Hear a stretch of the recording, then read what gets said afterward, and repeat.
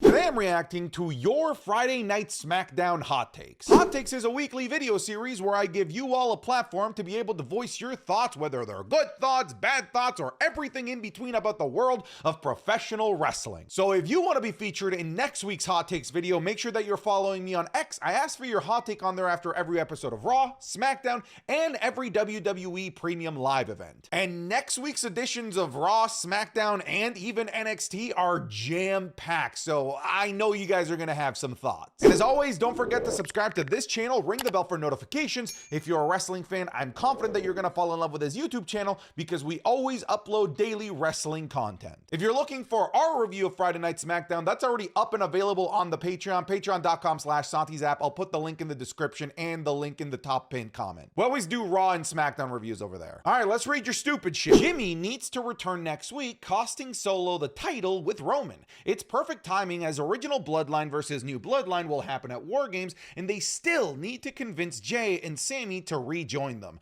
Roman won't be on every single week, so it might be rushed if Jimmy doesn't return next week. Okay, so a couple of things that I want to talk about here. First is the Jimmy Uso return, and it's moments like these why I tell people to just relax and not rush the Jimmy Uso return. People have been wanting the WWE to rush back Jimmy Uso into the storyline since as early back as before Money in the Bank when the Bloodline took out Paul Heyman. And had he come back then, so what? He would have just been middling, likely just getting his ass kicked by the Bloodline. But now that things are starting to ramp up to a major moment at Survivor Series War Games, now it makes sense to start talking and fantasy booking the Jimmy Uso return. I'm not necessarily convinced that it has to be on this first episode of Friday Night SmackDown on USA Network, but I think that this could be a very likely place where he does come back. Roman Reigns is already advertised, and that might be enough, right? That might just be enough to push the Bloodline narrative forward, but there's more than Jimmy Uso that can still return to generate that big pop and generate that feel that Roman Reigns is collecting the original Bloodline, the Infinity Stones per se, because he still needs to bring back Paul Heyman as well. And personally, I think that Paul Heyman should come back before Jimmy Uso. But if they make it right, if it feels correct, I'm okay with them bringing Jimmy, next Friday night. The other thing that you mentioned is that it might feel rushed if Jimmy doesn't return next week. Like if we're talking rushed going into Survivor Series War Games, fella, like we are nearly like 3 months away from Survivor Series War Games. We have half of September, all of October, and pretty much all of November because Survivor Series War Games is on the very last day of the month. So I don't think that if they don't bring him back next week that it's gonna start to feel rushed. But I get what you're saying, the narrative that Roman isn't there every single week, but you know who could be there every single week to do Roman's collection of the Infinity Stones and bring back the original Bloodline?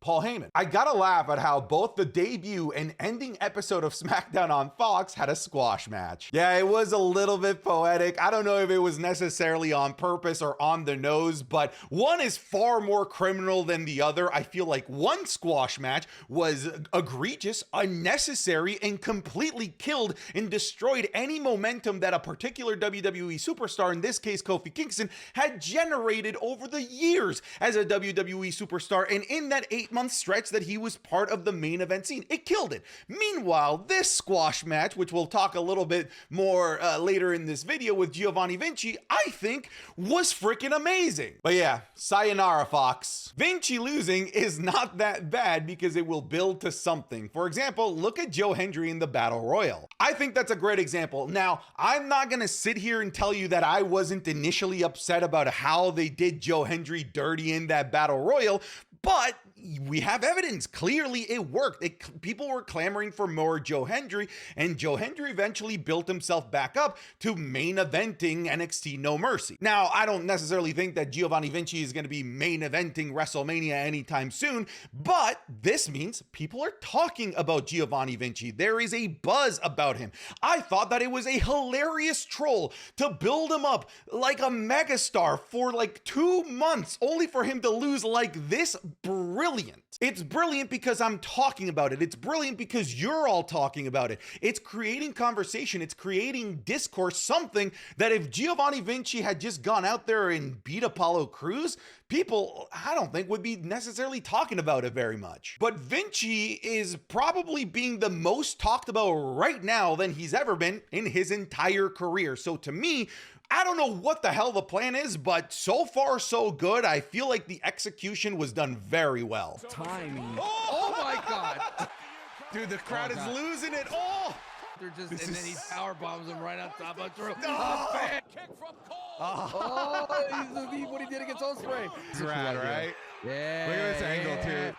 That was a sneak peek of this week's Wrestling is Cool Match Club watch-alongs, available exclusively on patreon.com/SantiZap. This week, we're getting the Rhodes brothers versus The Shield for the tag titles. A last man standing match between Ilya Dragunov and Dijak. The triple threat classic between Sheamus, Drew McIntyre, and Gunther at WrestleMania 39. A forgotten gem between Drew McIntyre and Adam Cole down in NXT. And the legendary last man standing match between Umaga and John Cena. You're gonna get these and more, like the Raw review, SmackDown reviews, the Wrestling is Cool podcast 3 days earlier than everyone else, and our Royal Rumble watch-alongs that we're doing. We're going through every Rumble in history at the moment. Again, all of this is available on patreon.com/SantiZap. I'm confident that you're gonna fall in love with it if you even just give it 1 month. Again, the link will be in the description or the link in the pinned comment. Now, back to the video. It needs to happen at this point. Carmelo Hayes is the United States champion. I've been telling you, okay? I've been telling you that this is where things are going. You can watch my last two Who is Going to Dethrone Champions video that I did in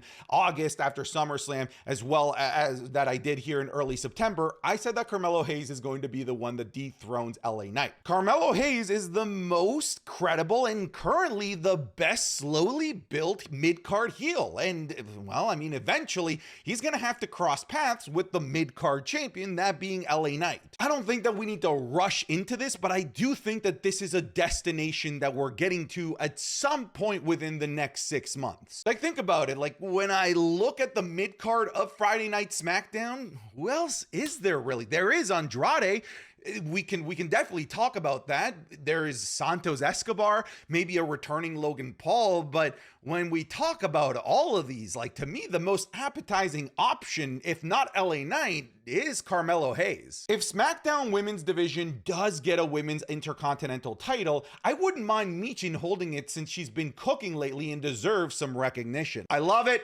People are on the Michin bandwagon now. The train is here, folks. Entry is free. You're all allowed to come on the Michin train because it's about to depart to destination mid-card champion and maybe even world champion. Michin may be in contention alongside Damian Priest as breakout superstar of 2024. I said this in late 2023. Michin is the best hidden gem that the WWE currently has on the main roster that wasn't being fully utilized. And now that y'all are starting to see the vision, it's starting to come together and people understand why I'm hyping up Michin as much as I've been. She is fantastic. If you haven't been watching NXT, it's part of the reason why this is maybe coming to you as a shock that she's great, because she's been down there absolutely putting on bangers. And when she is on SmackDown, she puts on bangers as well. I'm with you. I would be so 100% on board if Michin is an inaugural Intercontinental Champion. I feel like she would fit the bill perfectly. The reason Cody called out Jacob is because he's scared of Tanga Loa. Why? Why would you say something so brave yet controversial? I don't think the people in the world is ready for Tanga Loa to dethrone Cody Rhodes. Cody knows it. Cody understands it. He knows he needs to stay away from the infamous. I can't believe it's been 5 years since Kofi Mania, since we said goodbye to the wacky waving inflatable arm flailing Bailey buddies.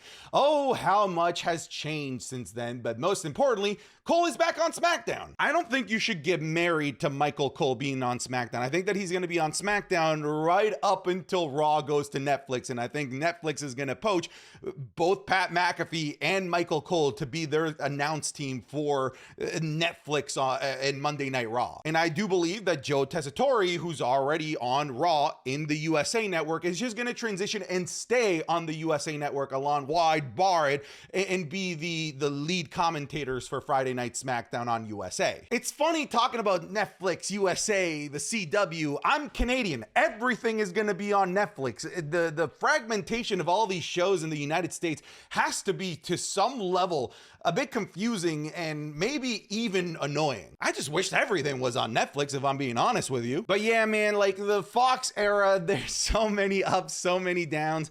I would say that the Fox era is more good than bad, but it started off rough. 2019, disgusting, terrible. I mean, it started off with basically the worst possible ending to that episode of SmackDown that it possibly could have. Brock Lesnar squashing the champion, and then we had all of the stuff leading into a dog food Roman Reigns. Unfortunately, the Thunderdome era, which, to be fair, was okay, but really was because of Roman Reigns. But then it really kicked up, man. 2021, 2022, 2023 were just a phenomenal stretch of Friday Night SmackDown episodes. I'm gonna miss that era, but I think that it's gonna be better on USA. Vinci losing in 4 seconds is one of the funniest things WWE has done since Sammy and the Bloodline. You see what I mean? Like, people, like, they liked it. They are talking about it. There is power in humor, and it doesn't necessarily have to ceiling out at just being a comedy gimmick. It could lead to something bigger. You mentioned Sami Zayn. That's like the greatest possible example of going from comedy gimmick into something that eventually built up to something massive like a WrestleMania Night 1 main event. I don't think that Vinci's gonna do that, but there's a blueprint at the very least. And I just think that this direction that they're gonna take with Giovanni Vinci is going to give more fruits and more desirable watching from fans than just him being some middling guy that beats the Apollo Cruzes of the world. It just doesn't make sense that Solo can get a WWE title match without earning them. There should have been a #1 contender process that Solo entered and won. We'd end up in the same place, but Solo versus Cody would hit differently if he earned his way into the match. Yeah, but no, is basically the answer that we can give you here. Would it be nice if everyone earned their title opportunities? Of course, but, you know, Kevin Owens didn't, and yeah. It's just the nature of what they're doing on Friday Night SmackDown. Like, there's very little in terms of like, hey, let me earn this opportunity. I think it's just go with the most convenient story and plot, and that's what we're gonna roll with in terms of championship feuds, because everything really is just going to be filler until The Rock comes back. Let's just be honest. And to be frank, at least Solo made his argument that he had him beat at SummerSlam had it not been for Roman Reigns. So he's got some sort of an argument. I mean, let's ignore the fact that it was because of Jacob Fatu, but he at least had some argument. Meanwhile, Kevin Owens was just a perennial loser who's been losing for years, and all of a sudden he just gets a title shot. Like, yeah, I wish there was logic, but you're going to drive yourself crazy if you're going to try and find it. The triple threat match between Waller, Theory, and Owens is exactly what bum-ass Kofi, Cross, and Xavier should have done to make it interesting. Yup. That's all I've got to say. Yup. Austin Theory needs to turn face next week on the USA Network debut show. It has to happen. See? Now for this one, I'm on board with the Jimmy Uso has to happen argument. I wasn't married to it. This one, I feel like we're there. We're at destination Austin Theory babyface turn. It makes sense. It should happen at the next episode of Friday Night SmackDown on USA. All of the pieces are in play, so I'm okay with it. Let's do it next week. They made Kevin Owens have a mystery partner, and everyone already knows who it's going to be. If they want to make next week truly memorable, then they should throw a curveball and have his tag partner be someone no one expects, like Joe Hendry. No. We're not going to play this game anymore. How many times have we as fans been doing this game? Mystery partner. Ooh, they're hyping it up. No way it's the obvious option, right? It ends up being the obvious option. Ooh, mystery opponent. Ooh, now that Bronson Reed is out. I mean, they're hyping this up. They hyped it up pre-show. They're hyping up throughout the show. No way it can be Braun Strowman. Psych, it is Braun Strowman. It's probably going to be Randy Orton. And what's funny is that WWE has us by the balls here because we're still going to pop for Randy Orton, even if it is an obvious choice. I won't be mad because it's Randy motherfrickin' Orton, dog. But I'm done playing this game of like, who's the mystery partner? Who's the mystery opponent? I'm done because it always just leads to us disappointing ourselves. Would it be cool if it was Joe Hendry? Yeah, it would be. Would it be even better if it was John Cena? You goddamn right. Would it be insane if it was Stone Cold Steve Austin? Sure, it's gonna be Randy Orton. Chelsea should be Tiffy's first challenger after she cashes in. I don't think that we need to limit ourselves to just when Tiffy is champion.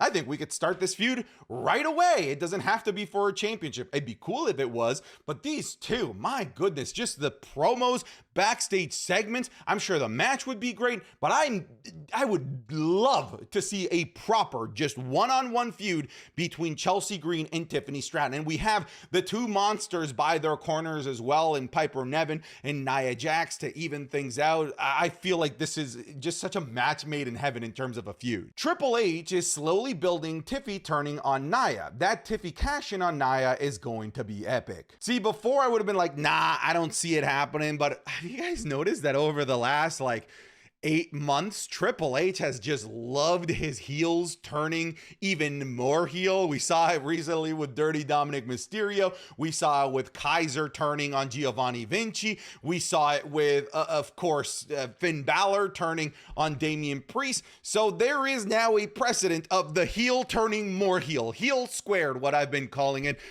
So it is totally within the realm of possibility now with this style of storytelling, and the heels willing to turn on other heels being totally on the table over the last couple of months. So I could see it happening. Street Profits DIY versus the Bloodline was amazing, and I feel like this opens up an opening for a triple threat tag team match at Bad Blood with the Bloodline. I want to agree, but when I hear a match like that and I look at the precedent over the last several months, if I'm a betting man, I would say that if this does happen, it won't be on Bad Blood. It'll be on the episode of SmackDown before Bad Blood. That's just what they've been doing. That's where they've been putting the tag titles for the last several months now. Those tag titles, man, they're afraid of putting them on PLEs, so they put them every single time the night before the PLE. It's gonna be Cage Line Rules. I'm glad that the brain rot of this stupid meme is spreading around the world. Jacob Fatu versus Cody Rhodes would feed families with the great matches that they could have given their different wrestling styles. I mean, I instantly know that